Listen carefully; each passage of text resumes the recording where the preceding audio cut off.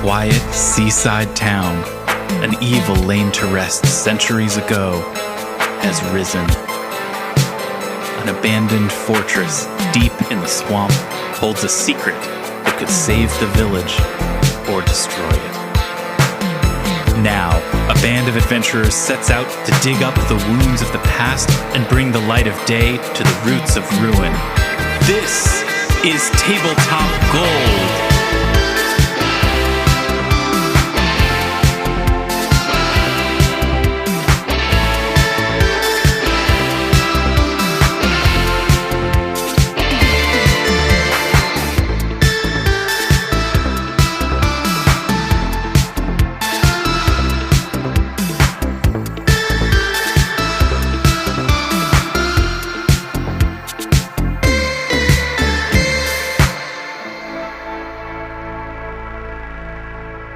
Hello and welcome to Tabletop Gold, episode 83. You're listening to our series, The Roots of Ruin. It's our production of the Abomination Vaults podcast. Nope, adventure, but forget about it. Don't worry. I'm Lars Casteen. Hey, how's it going? You started off so cheery. And I'm feeling great tonight. We are going to have a good old time. I'm joined by the person that you just heard, Robin Lange. Hi. Good hat time. Good hat time. My hat's getting a little dirty. Probably time to figure out if this is washable in some way. Might be time to buy a new one because I look terrible. Zoe Chernicoff is here. Strong disagree, and hello. Hello. Thank you. David, the Tin Man Chernicoff is here. Good hat time. You know, I believe there is another hat available to you. True. That's right. For when that hat's in the Hats on hats. All right, sight gag. It's a non-visual medium. Lars just reached out of frame and pulled out, rather than the hat that I was referring to, Which we'll get to at some point, he pulls out an identical New York Yankees hat. So he is literally, physically doubling down on his adventures, wearing his Yankee cap around Queens. Around Queens in Mets territory. Yeah. Armet Humphreys is here. Good hat time, gentlemen, because only the gentlemen are wearing hats tonight. Good hat time to the ladies as well. I could go put a hat on. I want Robin to go grab a hat. That would be great. If you don't mind, Robin. Thank you. Give me a The second. hat that David was talking about is you guys sent me without any note, and it was a sort of creepy thing when this box arrived at my door, and I That's how opened we like to get presents, this box, and there was a hat of the Richmond, Virginia minor league baseball team, which when I was growing up in the area was the R Braves, but I guess is no longer a Braves affiliated team. That's correct. They are now the Richmond Flying Squirrels, the AA affiliate of the San Francisco Giants. And you made the classic mistake, my friend, of sending me a thoughtful gift and underestimating the size of my head. Because that's a one-size-fits-all hat, baby. That don't fit this head. Are you crazy? One size fits all except Lars. I was wondering what OSFAEL stood for on the website. That's what it is. Is there call like a them, jumbo size? Because we weren't going to be able to send you a get me a fitted hat. Exactly. One size fits huge heads. That's the, Is there like an XL? Do you need an elastic band? I've never found one. Wow. One size fits all hats are not my thing. Robin is back with the requested hat. This is quite a display that you're putting that on actually right just now. is a flying squirrel, it looks like. Well, now I think I need to use the inclusive pronoun to say, good hat time, y'all. There we go. y'all. Why, thank you. Why, thank you. Good I hat should have time, just started there, honestly. This is just a fully visual upfront Yes, segment. I apologize. It's a great hat. It's a witch hat. It's a witchy hat. It's quite a witchy hat. In It's for it. golden. It's a golden, like sort of metallic sort of fascinator with a black peacock feathers and a scrunchy fabric guy on it. There's Yep. words. I know what I'm talking about. Some organza, if you will. And it's at a jaunty angle. Tremendous. The jaunty angle is mainly so it fits over my headphones. It's still. I think it's a great still look. highly rakish. And, It's a look with and look is spelled Lewk, I believe. That's right. It's a look. Robin, speaking of looks, you just mentioned that we know that you've just moved into a new home. We've talked about it on the podcast before. It's a year of changes, a year of life things being different. That's what change means. Robin, you've moved into this new house and you were looking for something and you found it.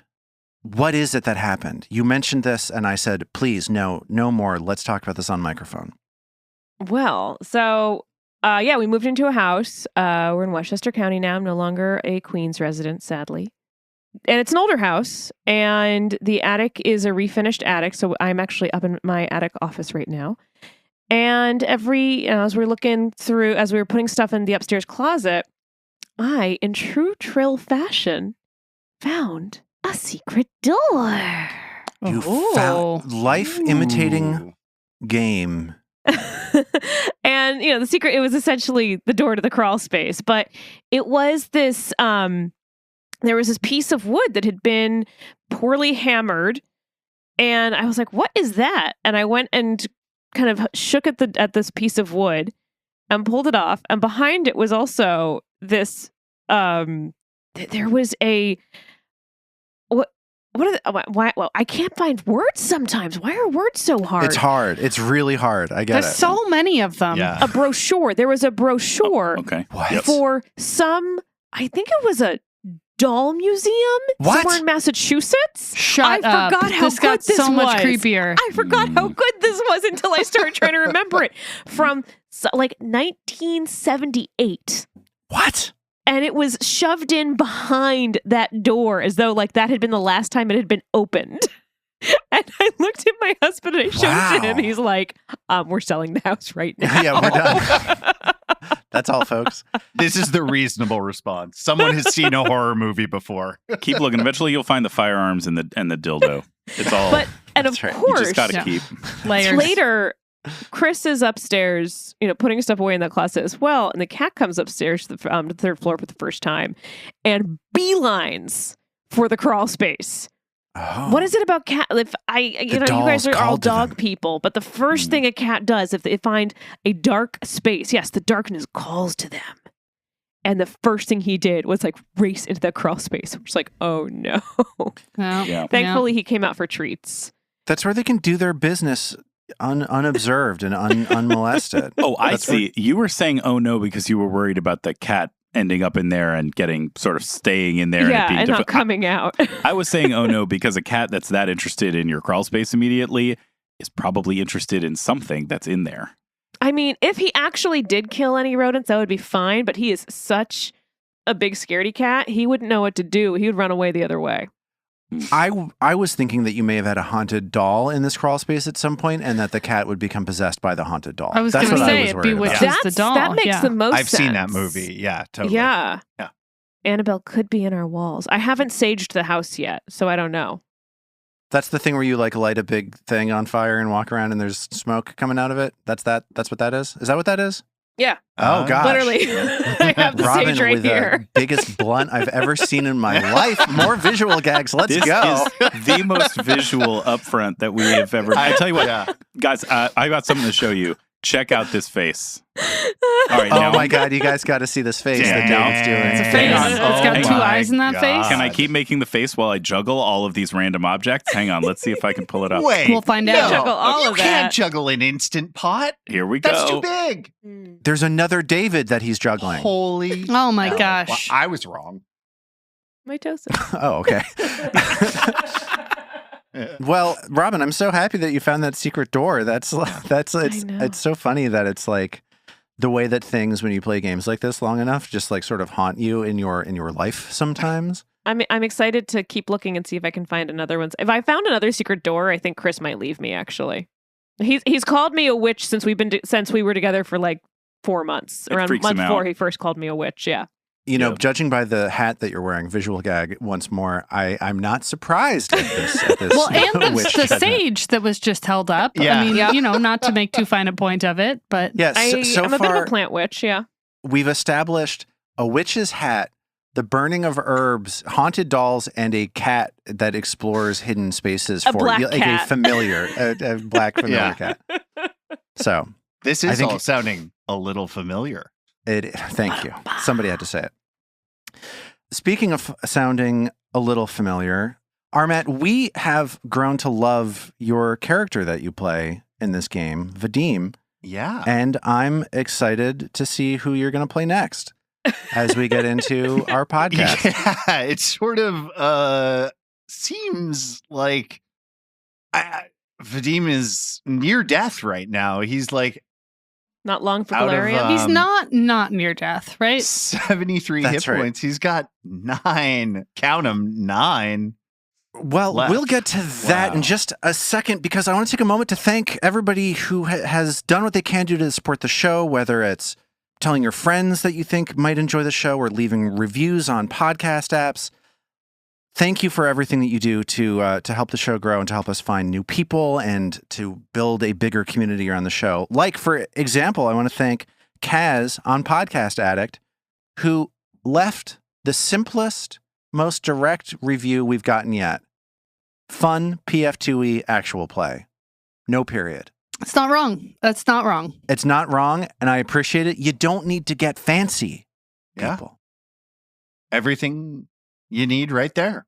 That's all it takes. Going on Podcast Addict, or if you have an Apple phone that can leave a review at the industry standard podcast review place that really makes every other place not matter, you can leave a review there or anywhere, really. Thanks. I did it again, didn't I? I did the thing. No, it's great. Okay. It's great. Okay, good. You're realizing it partway through and trailing off only adds to the charm. Okay, good. Thanks, Magistrate. Let's get into it. Let's play our game. I did. Oh boy. After a month of relative safety, resting in the town of Otari, you've had a hell of a first night back exploring the underground fortress below Gauntlet. So far, you've seen near misses with yawning pits filled with ravenous hydras, a hulking gladiator formed from reanimated bones, and a room-sized ooze known as a black pudding. All of those encounters with the denizens of Belcora Haravex's Abomination vaults have ended with all of you just walking away. But perhaps your luck has just run out. In some hallways secreted behind a hidden door, Vadim has just set foot on a pressure plate that has activated an elaborate trap made up of a half-dozen spinning blades set into a complex network of grooves. After multiple vicious cuts from the blades, Vadim is on the verge of being permanently cut down here in a chamber filled with bones, both recent and ancient. Now, you're confronted by the sound of the blades resetting, shuffling into new positions all around these secret passages. The question is, can you escape this trap before the blades finish the job? As we get into this, I just want to spell out exactly what's happening right now, just so that this can be clear. This trap that you are interacting with right now is something called shuffling blades. There are a few hallways here. Vadim is the only one of you who's able to see it, but there's essentially the lay of the land is that there's this central chamber with this pressure plate that Vadim just stepped on. There's a hallway leading off to the east that the rest of you are in, and there are hallways leading off to the north and south. These blades that have been attacking you are shuffling between those 4 areas: the central zone, the north hallway, the east hallway, where you are, and the south hallway. So when Vadim stepped on the pressure plate, you heard these 7 blades shuffle from one hallway into the others, and then the blades popped out and dealt damage to all of you. That's how it works.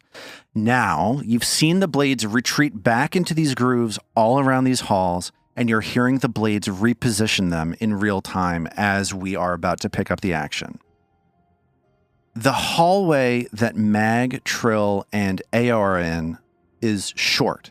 Just a short distance behind Ao, you can see an area that you know is safe. It's easy to move into. It's right there. You're almost right there. So all you've got to do is get out of that door. I'm going to ask you to roll for initiative in a moment. And this initiative roll is extremely important for everyone because the trap will roll initiative as well. Seems clear it's taken initiative. Am I right? It gets a free round, and then it rolls for initiative. Yeah, that tends to be how traps, like this is what's called a complex hazard in this game. There aren't surprise rounds really, except complex hazards have a trigger that they do, and then they hit initiative. So the trigger on this trap was somebody steps on this pressure plate, and the routine was the blades shuffle, attack, and then shuffle again. Got it. So the outcome of this situation from where I'm standing is dependent upon three things. One, where are these 7 blades shuffling to? Are there multiple blades that are about to pop out of the areas in which you're standing? 2, what are you going to roll on your initiative? If you roll well, there's a chance you may be able to react and move out of these hallways before the blades resume cutting. And then 3, what is the trap going to roll on its initiative? If it rolls high, this encounter may already be over. Because every one of you has the possibility of being cut down. Vadim was brought down to 9 hit points by 2 blades, and everyone has already taken at least 1 hit. So let's see what happens. I just want to remind you also of how death and dying works in this game. Not to put Thanks, too Lars. fine a point on it, but Why would you bring that up now, Lars? I don't understand. Objection, relevance. Sustained, counselor. Thank you. If you're knocked out, you fall unconscious and you go to dying 1. If you're knocked out by a critical hit, you go straight to dying 2. And then any additional damage puts you down 1 more dying level until you're permanently dead at dying 4. So having multiple blades coming at you can spell the end before you're able to react. One last thing. There are 2 exceptions to the dead at dying 4 rule as we've established. One is Mag, who has the Die Hard feat. She dies at dying 5. But Ao currently has the doomed condition. yeah, she does. Which means that she will be done at dying 3. Hmm. And like I said, that could happen very quickly. Does this all make sense? Am I explaining this? I want to make sure Well, I that we don't all like get- it. Does that count? that counts. Okay. If you don't Yeah. like it, that says that I've explained at least part of it correctly. Okay. Okay. Checks out. Yeah. Okay. Let's go. It's time to roll for initiative. Yeah. Roll for initiative. David, I'm imagining that Mag was scouting, Yeah, that's right. which is going to give each of you a +1 to your initiative. So let's see if that's relevant. Okay. Let's go. Robin, how did you do on your initiative? So I took this great feat for Trill that makes my initiative rolls better, or I can add more to it. Yeah, incredible initiative. A +2 yeah, to incredible initiative. It's really cool. I get a the +2. perfect bard feat. Yeah, it's really great. But essentially for the last 7 episodes, whenever you ask us to roll for initiative, I can't seem to roll above a 10 for initiative. I only rolled a 9 of the die, which left me with a 21. 21. Not terrible. Not terrible. It's not great for Trill. Not great, but not great. terrible. It's in the lower. It's less than 50%. It's in the lower half of what she could have rolled. Zoe, how did Ao do? Pretty good. 26, does that include my +1, or am I at 27 with my +1? I can't tell what's happening here. Oh, It's right. it's 20. It's 27. It's effectively 27. All right, Okay. with that +1, she was 22. The way that initiative works in this game is that ties go to the bad guys. That's one of the tie things that's not fair. In fact, the only one that's not fair. It always goes to you. If That's there's a not true. tie, Okay. you win. Yeah. In this case, that's true. So essentially, mag scouting means that we have a tiebreaker here. Okay. Oh, dang. Anyways, 26. Okay. Not terrible. Not terrible. Pretty good. David, how did mag do? Well, it's a pretty crummy roll for Mag at a pretty important juncture, it looks like. Having already eaten it for 20 points of damage on the first go-round, it was just a 6 on the die for a 15 for Mag. Okay. So the one of these that really matters most immediately is Armat's initiative roll. So how did you do rolling for Vadim? I ended up doing okay. I got a 14 on the die, plus 10 for a 24 initiative. So that's relatively fast given the distribution, but I'm a little worried that it might not be fast enough. Time will tell. We shall see. I have to imagine Vadim is like reacting sort of quickly despite the horribly grievous wounds he's just... Yet again, bleeding out of his eyes. Why is he always bleeding out of his eyes? It's just, I mean, Kind of his thing. it's just what he does. can I just point out, I go for a moment just going back to Trill's dream of Vadim Please. covered in covered in slices, dead and covered in slices. Yeah. Oh, dang. That's wild. I had totally not made that connection. That's I only just made that Deeply connection upsetting. now, and Robin, and I'm not sure you're Jesus helping the Christ. witchy aura That's true. you've sort of been cultivating here. Yeah. Precognition is generally seen as sort of witchy. yeah. Here's the situation at the top of round 1. Our heroes are all in a line with this door back to safety behind them. First up in the initiative is Ao. Ooh. I think Ao is baffled, pissed, and, I don't want to say as always, but as she sometimes is, looking to save her own ass. So she goes back, she falls back to the door. What the hell? And she's like looking, she's kind of scrambling backwards. And her second move is to do a recall knowledge to see if she can figure out anything about this where she might be able to offer some sort of help or guidance to everyone else who's behind. Yeah, definitely. This is a magical trap, so we'll say that any of the magical checks could work. So nature, occultism, arcana, or religion. She's going to do religion. She's worse at. No, just kidding. We'll do occultism. Okay. So with Ao's occultism check on this, you're essentially able to reach the conclusions that I have just sort of laid out about the trap. Like Ao's able to see these grooves. She's able to see the blades moving around. She's able to hear that they're moving from spot to spot and so on and so forth. So Ao has a good sense in the world of how this trap works based on the stuff I told you before. But there's no, like before we've learned if you covered it up or something, it might just Sure. we don't know anything about if someone wanted to try and disarm it, what they I do. see. Yes. Great question, Zoe. I'm going to give you a hero point.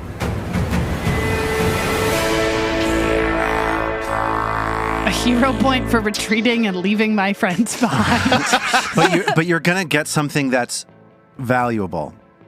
Okay. Ao looking at this trap gets the sense, 1, you could just attack these blades, try to break through the metal. It would be very difficult. You could use a thievery check to disable the blades. You could attempt to dismantle them, but disabling is a 2-action activity. So you'd be putting yourself into the line of fire to disable blades and then potentially get cut down by them. So that doesn't seem like it's that great an option. But Ao also, perhaps in books that she has read in Rin's workshop, gets the sense that there may be a back door to disabling this trap, that there may be a magical passphrase that somebody would use to move through this space unhindered, based on the fact that this pressure point is in the central point between all of these hallways. Somebody moving through here knows something that they could say to make this trap stop. I think Ao also knows that this is not something that you would be able to guess. This is going to require finding whomever might know that password and getting it from them. Fascinating. I also think there's probably resonance for her with the what I think we've all agreed is dubious knowledge from the second floor, where she thought it was, I believe she thought it was an incinerator that had like a single word. If you said it, it set off the incinerator. So I think in her mind, these are connected, even though in reality they aren't. Yeah, that totally makes sense to me. So she shouts down the hallway, there's going to be a password, just like there was in the incinerator elevator, incinerator, but we don't know it yet. We'll have to figure it out. Fall back. Vadim, can you fall back? I don't know. Well, let's see who's next in the initiative order. It is Vadim. Oh. I was so scared there that it was going to be the trap. And I was Yeah, gonna be really. like, oh, God. Okay, so I think the first thing he has to do, I guess I'm trying to decide whether if he strides, if it's going to try and get him with an attack of opportunity, or if I should lay on hands first, I guess is what I'm trying to say. Or if that'll just leave him in the line of fire for potentially longer. So I feel like you get the hell out of there. Yeah, I think he's going to stride and just start sprinting back down the corridor. Oh, so he's going to have to use 2 stride actions. And then I think as his last action, he will use the not often used battle medicine on himself. Oh. Okay, saving the lay on hands. Exactly. You never know what's going to happen, and it might be nice to have some LOH available. Yeah. Let's get that medicine check. Last time we did one of these, Dean killed himself. killed himself. I haven't even taken risky surgery yet. Just you wait. Risky surgery? Jeez. Oh, it's a fun one. It's a fun one. All right. 25 on the medicine check. And what DC were you targeting, dude? Let's just do average, I guess, good. for the level. Theoretically, we do that ahead of time. That's fine. Sorry. Not No, all today, good. friend. Not So today. that's a critical success, meaning that you heal 4d8 hit points as you amazing. quickly bandage yourself. Seems like it'll be useful. Think that might come in handy. Whew. That's awesome. That was a big turn. Yeah, that was close. R.I.P. my Dompier character. He's still One of out these there. days. She or they. He's resting They, in peace. He's waiting in the wings. Yeah. One day they'll Exactly. join us. Next in the initiative order is the shuffling scythe blades, or they would be Oh. if not for the fact that Mag scouted. Wow. So Mag, Oh, shortly man. after Vadim rushes by, collapses in the hall outside of this threatened area and starts stitching up his own wounds, is able to give Trill a heads up that lets her move early. Mag, you're beautiful. And that means that it's now Trill's turn. Trill is just gonna move. So Trill moves 25 feet.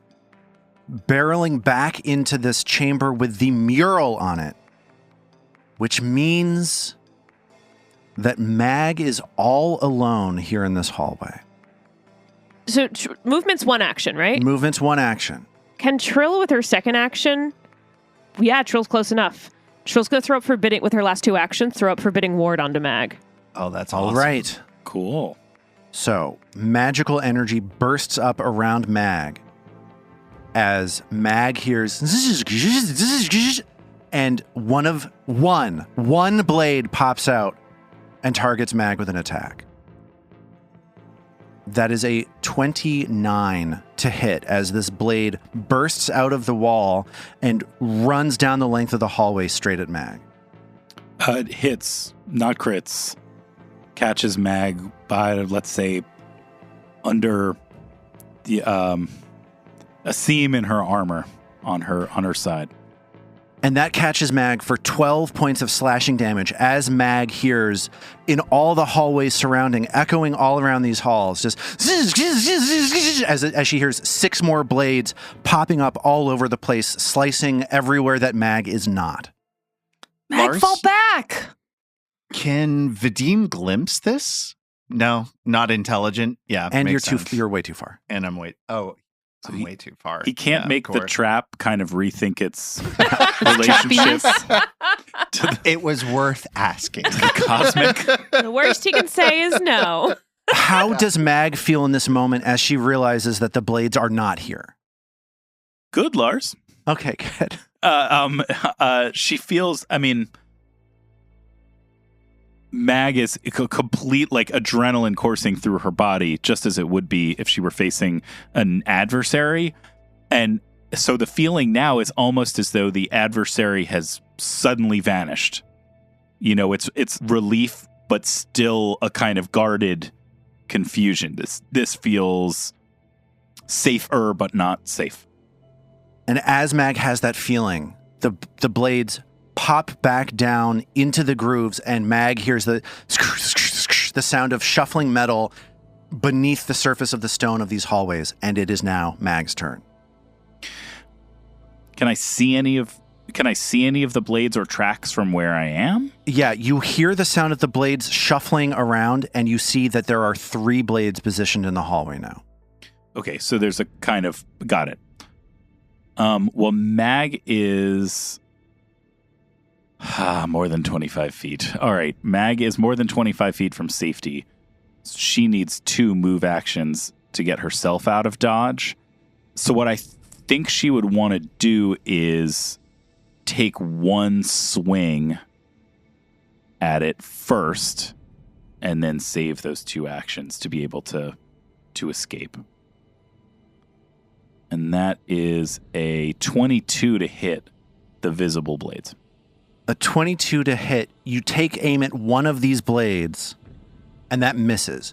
The blades are moving too fast. Your maul swings, hits the side of the hallway, and the blade continues moving around as it's shuffling through, getting ready to strike. So seeing that, a 22 is not a terrible roll for something that's inanimate. So this isn't going to be easy. So with her last 2 actions, Mag will move twice back through the secret door. And as she jumps back through, she says to the others, "This thing's going to be harder to break than I thought." As she's saying that, you can look down the hallway and see 3 of these blades fly down the hallway, chopping through anything that would have been left behind in the hall. And then you hear a mechanical sound like a kink, and then the blades sink back down into the floor. Interesting. So everyone, like, it was like a weight activated kind of thing. You guys did it. You got out of the hallway. We ran away. We ran away like cowards. What if we all diet, Should we head back right? in? I bet if Oh, we were okay. a little bit lighter. I mean, what if I just go in there alone? Will I set it off? No, that's interesting. Don't know till we try, Ao says, pushing Trill out in the hall. Should we try a mage hand or a mage hand holding things of gradually greater weights? Mage hand maximum weight is 5 pounds. So, Norman. It's not Norman. Ao, could you send that hand of yours back down there and see if that's enough to trigger this thing? Ao gets sort of a petulant look on her face and, like, squares her shoulders and looks at Mag. She goes, "What'd you call me?"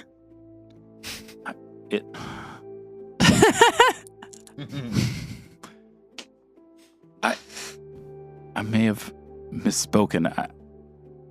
I apologize. Oh my God, this is like so much harder for David than it is for Mag.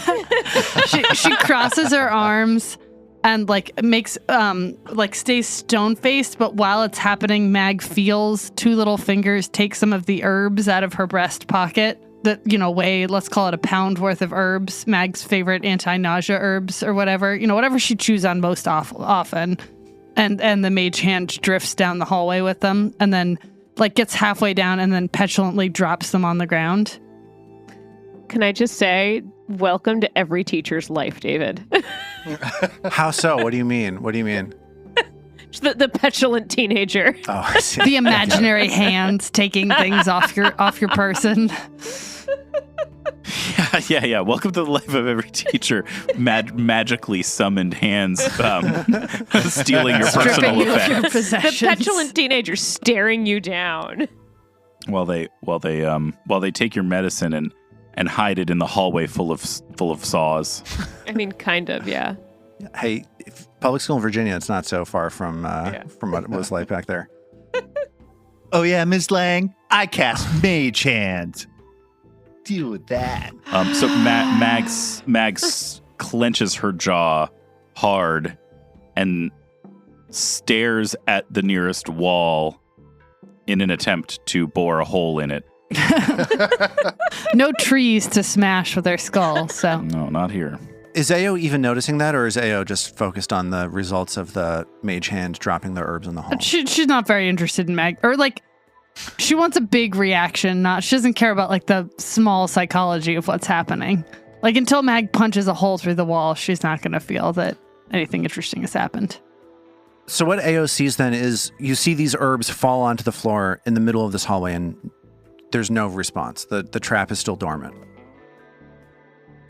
It has to be something heavier.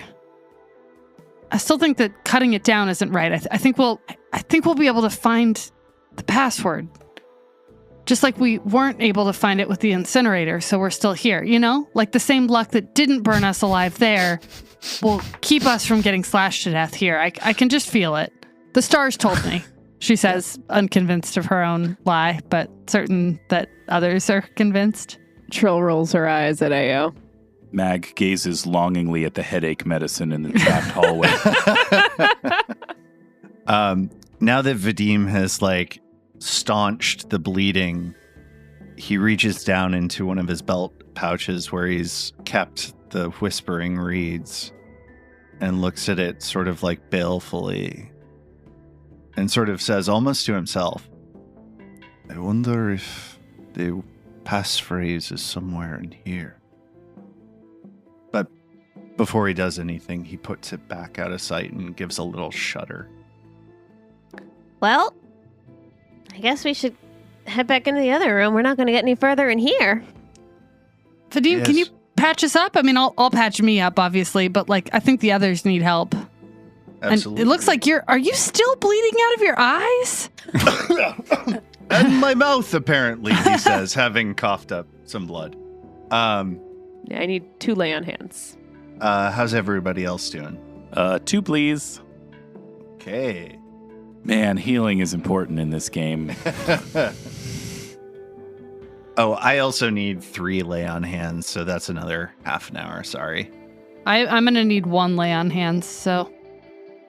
So it sounds like it's well over an hour that the party needs, doing a combination of treating wounds, doing laying on of hands, and the entire time that you're in this room with this mural, the hallway is dead quiet. You have some time to look at this mural, which shows mutated and flesh-warped warriors standing around this eerie blue light. It's going to give me some nightmares. It's quite discomfiting, isn't it, Trill? So, now that you are all healed up, where to next? Well, we should head right back into the No, let's do it again. right All into of To the- be honest, I really am curious as to what's back there into now. the deli slicer. I think we got to find whoever is going to give us the password, right? Yeah. Yeah, totally. That makes Yes. sense. We could just run in there and just start screaming every word related to this adventure path. Val Gazrene. Yane Bonabo! What is astrology lore? Maybe it'll finally be useful now. The idea of it being an undercommon password and just all words in undercommon sound the same. identical. Just auto unlocks. Anything that you guess works. Yeah, I mean, I guess we're headed back into this kind of gladiatorial whatever. I don't know if it's the Hall of Fame or the locker room, but wherever it was that we were. Mess hall, I figured. Yeah. Yeah, it's like a mead hall that you are able to step into. This, just to refresh your memory, you see the remains of your fight with the enormous skeletal gladiator. There's an active teleportation rune on the eastern side of the room. There are 3 doorways leading off to the west. You just stepped into the middle one of those. You previously explored the one at the northern side of the room. There is a doorway to the southern side and then a wide 10-foot hallway leading down a shallow set of stairs to a double door at the end of a 50-foot hallway. Should we check out the other doors? Yeah, what could go wrong? Sounds good to me. Mag walks to the next door south on that same wall. And Mag's able to open that door and finds herself looking into a hallway similar to the hallway that you found on the northern side of this room. It's another hallway that looks like it connects a small number of dormitory rooms to each other. Like you see these closed doors with bolts on the outside to make them easier to lock people in. But there are 3 doors in this hallway, all with similar bolts. Was there anything about the hazard trap blade bandsaw area that was sort of visually distinctive enough while we were in there that now we would be able to tell that this is not similarly trapped? So what I'll do is, so everybody who is searching gets a perception check against any given hazard or creature or trap or whatever. I'll say that because you know what these grooves look like, you would get a hefty bonus to any perception checks to find a trap similar to this one. You've seen it. You sat next to that hallway for an hour and 20 minutes. You know what these grooves look like, so you will get a big boost to any search attempt to find them. Part of what I took from that, Lars, is like Mag typically scouts. She goes through the thing scouting. Are there enemies? And I think that this last encounter and experience would have her searching instead of scouting. I think that makes sense. You have reason to believe that there is an active trap right here. Of course Mag would be searching. Yeah. That totally makes sense to me. Mag would be so much more concerned about a trap than about an enemy in this situation. Totally. So Mag, searching around, squinting at the walls, the floors, the ceilings, doesn't see any sign of anything involving blades here. Ao is also sort of searching more broadly for traps. I think she's like generally nervous. That absolutely. Ao sees no traps in the area. Trill's doing her usual searching. You found 5 secret doors somehow. Yes! How does she every time? God damn it. They weren't even in the AP.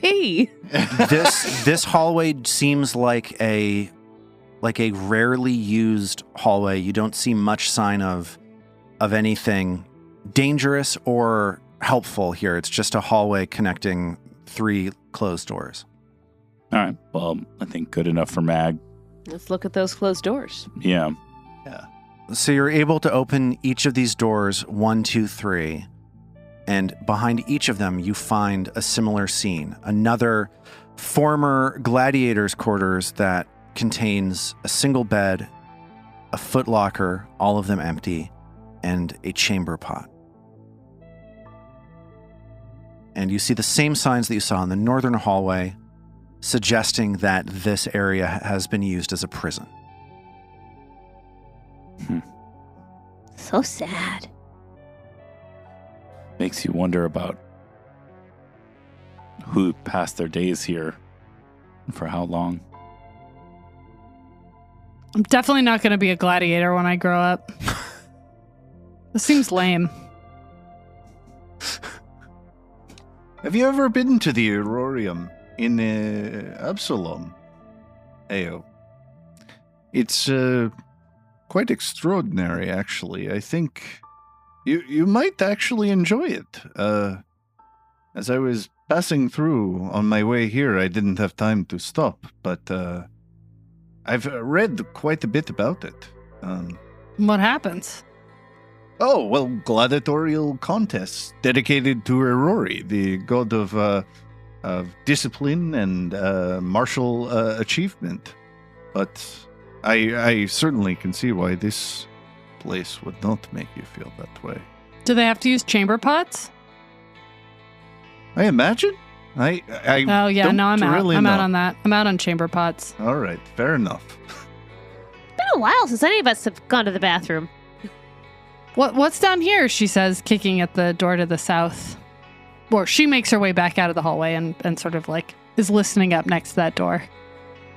And there's no sound behind that door. Whatever it is silent.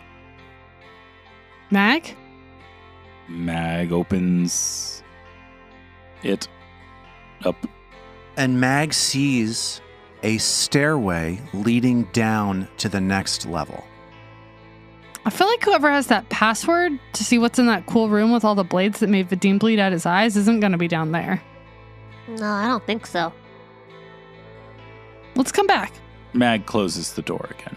I guess there's one more zone in this larger room we've been in, so let's try that first. Let's do it. Sounds good.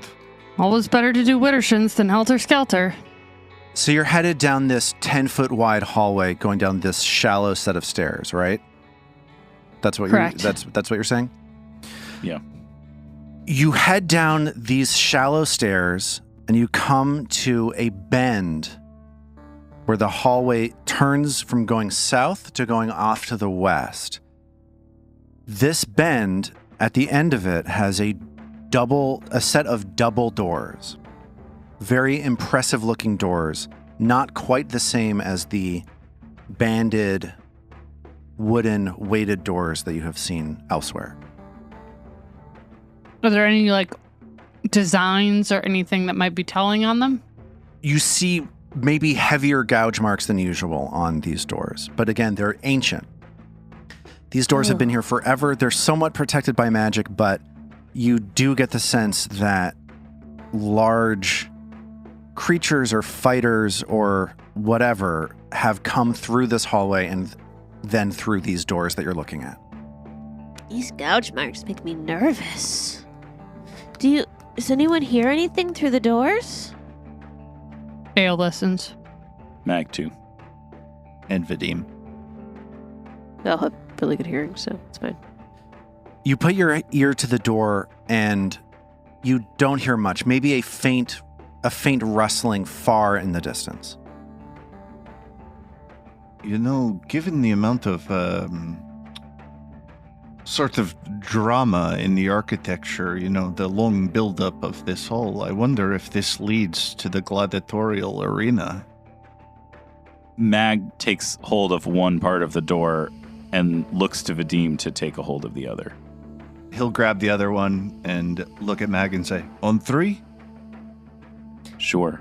Trill, before they open, feeling a little nervous, goes up around the corner with closer to AO. And Ao is rummaging around so that if they go through it, she has things to prop the door, like if they choose to go through. Do you do it like 1, 2, and then you do it on 3, or do you do 1, 2, 3, and then you do it? Like on what would be 4, sort of, like in rhythm? Right. Yeah, that's a great question. I mean, I personally like to do it on 3, but I'm amenable to changing this procedure. No, okay, that no, let's do it Trill as you. suddenly wishes she had a magical spell to just open the door. Ao's mage hand dangles near Mag's pocket again. We've had a lot of sight gags on this episode so far, but the best was Lars's face right then. That was without question. Just whenever you want to go through this fucking door, let me know, guys. We have to figure out how to do it. We're going through the process. Tell me about the doorknob here, Lars. No, it's no doorknob. It's a Doorknobs didn't exist then. It's flush. Yeah, All right. that's right. Well, there we go. It's a pre-doorknob world. So Mag begins moving rhythmically her head up and down in order to set the kind of cadence. So the door opens,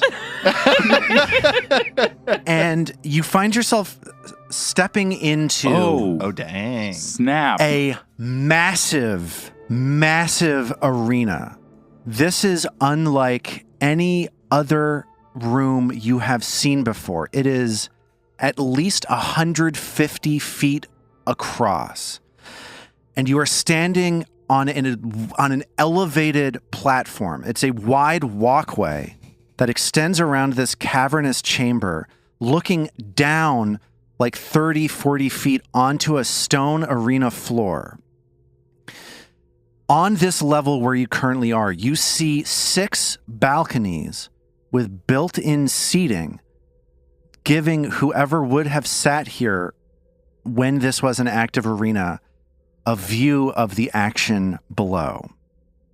Each of these balconies has a bright torch jutting from it, illuminating the entire arena, while leaving this level, the viewing level, the one that you're standing in shadows. On the eastern end of the chamber, right in front of you, is an enormous metal gong hanging on thick chains. And there are 2 steep staircases leading down from the central balcony on the northern side down to the arena floor.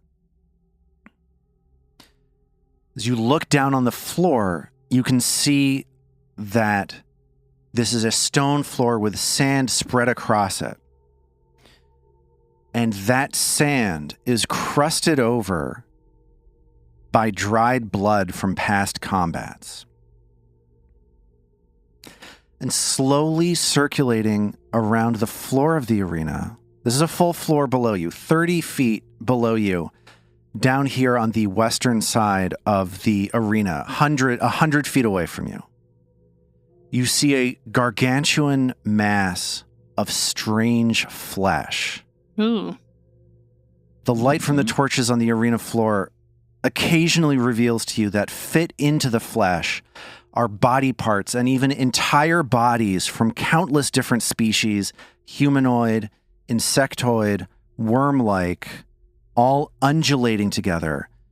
And this gargantuan mass is roaming around idly, as though it's maybe looking for something to eat.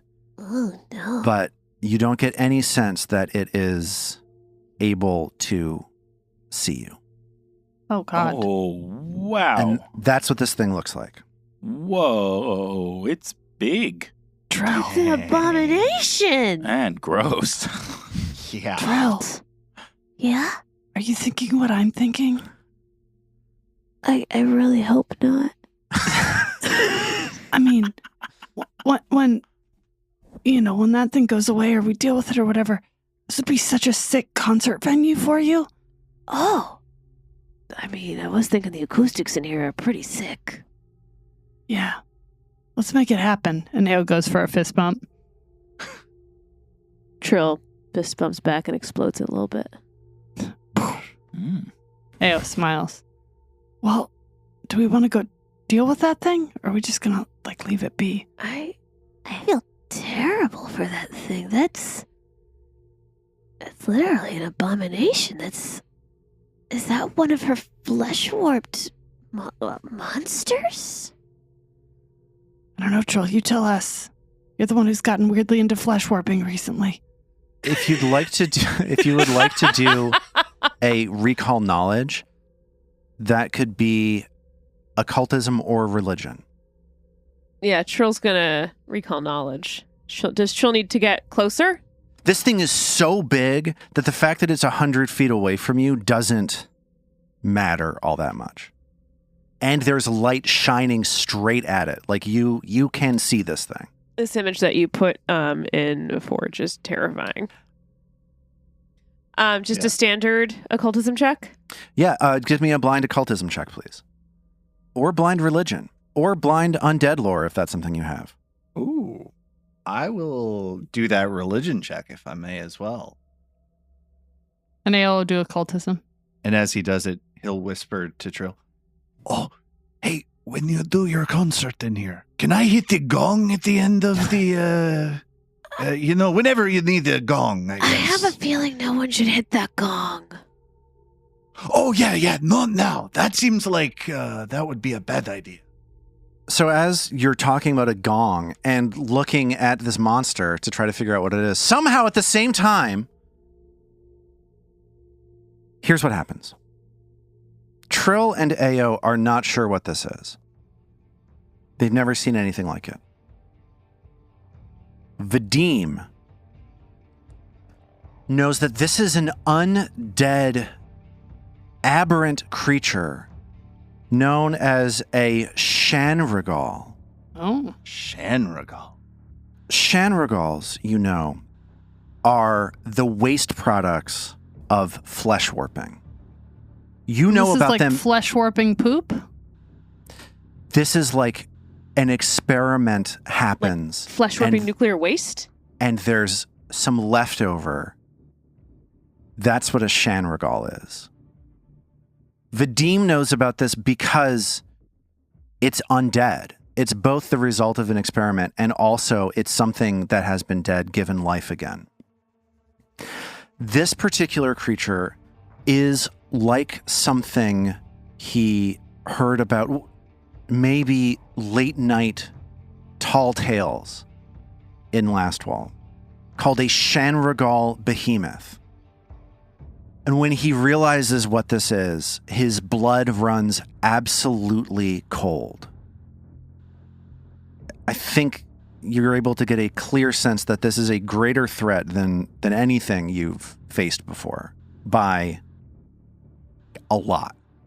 Yeah. As soon as he realizes that, all the mirth that was in his expression, as they're joking about the gong, just like drops away. Vadim also knows that it is unable to see and that it is only able to sense via tremor sense from 30 feet around it. So while this thing is terrifying, you have confidence that you will be able to bypass it presently without it bothering you. We have to be very careful and not get too close to it. But if we want to explore around, let's stick to the shadows and try to make as little noise and disturbance as possible. I have a question. It's more for Armat. Yes. Are you? I feel like he's getting less and less of a champion of Pharasma. I mean, you just said this is an undead creature, and you're not chomping at the bit to destroy it. Well, he's been hanging out with y'all. Trill messing around with her 3-headed necromantic skull staff. And Yeah, I haven't talked about that staff in a while. It's still there. oh, I'm sure they are. And I'm sure Vadim's very aware of it. But I mean, between that and his sort of really revelation with Augril, it's possible that Pharasma may decide to alter their relationship at some point. I mean, Yeah, interesting. So you're not such a zealot anymore as you were before. I also think, though, that given that he knows what this is and the level of threat involved, I have to imagine that would be part of his consideration too, that like knowing that it's this sort of tall tale of a Chernicoff behemoth, like, I have to imagine that he would be cautious in approaching it and would want us to make sure that we're prepped to go into combat against one rather than jumping into combat too early. That Like, makes this sense. would be a come back to hunt kind of situation, if you know what I mean. I feel like somewhere around the middle of Vadim's speech, Ao quietly snuck by him and began going down the south side of the hallway. Oh, Ayo! So Ao Creeping. creeping down the south side of this hallway, so much. passes by the first of these viewing balconies and sees rubble from the fallen ceiling of this floor. And as she's looking out, again, this floor is the one that is steeped in shadow. The light is shining down. So after a certain distance, the darkness becomes maybe too difficult to traverse, but so far all Ao has been able to see is this 10-foot wide balcony walkway that seems to continue on for a very long distance to the west. I mean, she's looking for like any treasure, like signs of what's happening. Like, it's basically just, this is a pit where you can watch this monster eat people. She doesn't see any treasure, anything like that. If there has been anything here, it was picked up a while ago. And this walkway continues the entire length of the arena, sweeping around the southern edge up to the western edge of this massive chamber. Gotcha. Okay, well, I think she sort of goes to the first balcony and then fires Foxfire at the creature and kills it. No, I'm kidding. She doesn't do that. She sneaks back up to everyone. She's like, it's just, I mean, it's, from what I can tell, it's what it seems like. It's a viewing area to watch that monstrosity, I think, kill other things. That's awful. I think either we try to kill it and put it out of its misery, or we come back. I don't know. I don't know that there's much more here. She goes like briefly up to the north, kind of up the same hallway to the balcony up there, just to like make sure there's nothing. So on the northern side, you see substantially more rubble near this platform where these two stairways are leading down onto the arena below. As you do that, the Chernicoff passes near the eastern side of the room and then passes back away to the western side of the room as it's just roaming idly. And it seems as though it's completely unaware of you. From up here, it doesn't sound as though any of the noise you're making is able to reach down to it. But there does seem to be a hallway leading to the north, coming off of that platform with the stairs leading down to the arena floor below. But you're having a little bit of trouble seeing what the situation is with that hallway. One, because of the way that the wall bends away from you as the darkness takes over your vision further and further away from you. And also because it just seems like there's a lot of shapes blocking your vision. Ao sort of goes back to everyone. She's like, there's a hallway up north. I don't know how easy it would be to traverse, but if we don't want to just turn around, we could try to sneak up there. There's a bunch of rocks, so I don't know how easy it'd be, but it would be something different than us going somewhere and running away again. So that might be nice, narratively speaking. Let's go check it out. It seems like the Chernicoff can't perceive us up here, so yes. Lead on. Vadim, are you certain of that? No, but perhaps if Ao leads us in stealth, we might be able to follow her example. You get up high on your toe. Here, everyone take your shoes off. Those shoes are a piece of garbage. Shoes never did anything for anyone.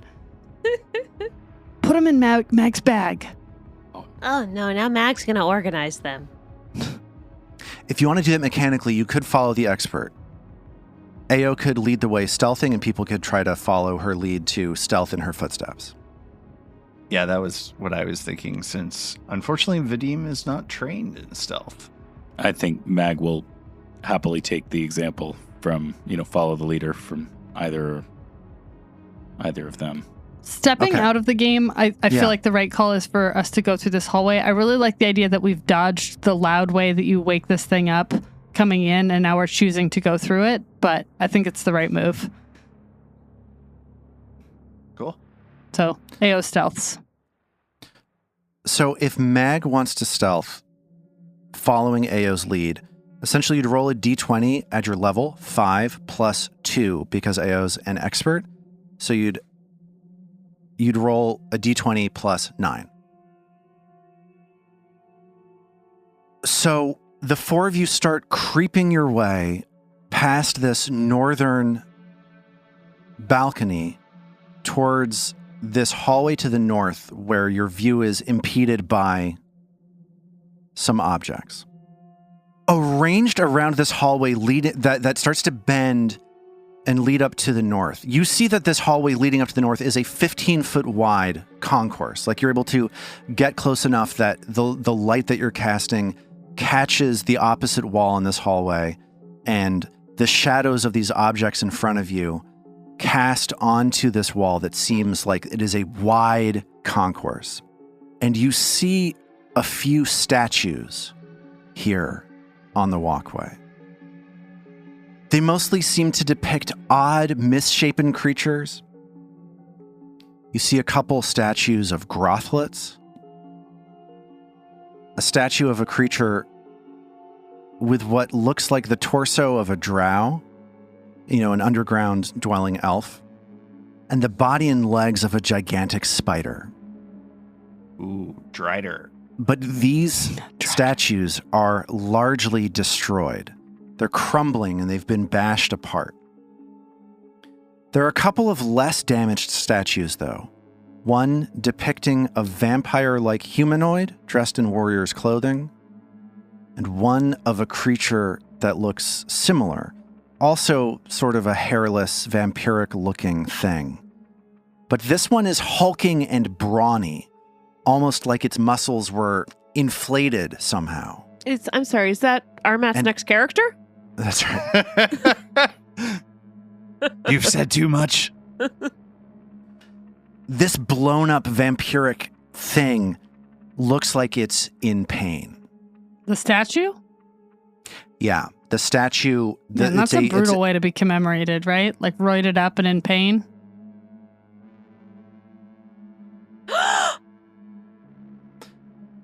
Oh! Didn't the mimics say something about a room with statues? I think we determined that there was potentially a basilisk. And as you're investigating this statue, you notice something out of the corner of your eye. Good. Something Christ. lurking in the shadows among the destroyed statuary. Oh no! Tom Riddle!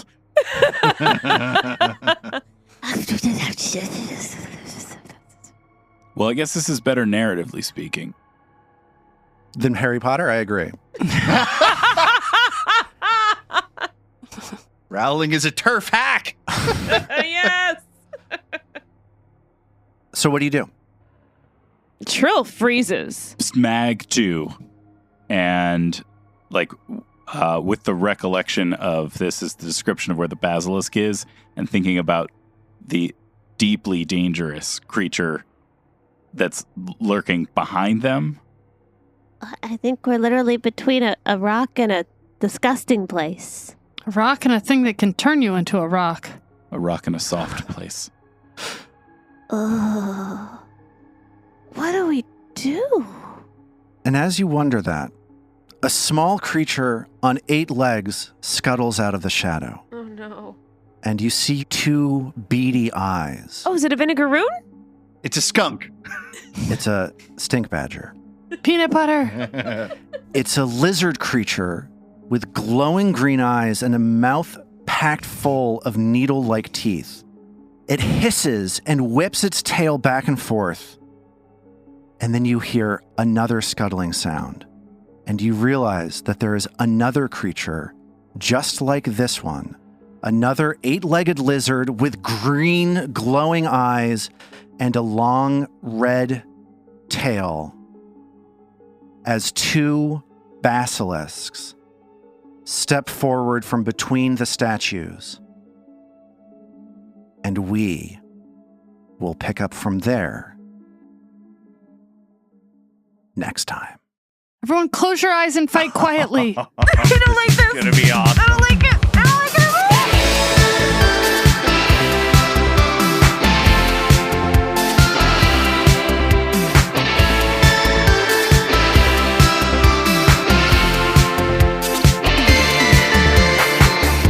The Roots of Ruin is a Tabletop Gold production produced under the Paizo Incorporated Community Use Policy. The Roots of Ruin uses trademarks and/or copyrights owned by Paizo Inc., used under Paizo's Community Use Policy. We are expressly prohibited from charging you to use or access this content. Paizo does not recognize, endorse, or sponsor this project in any way.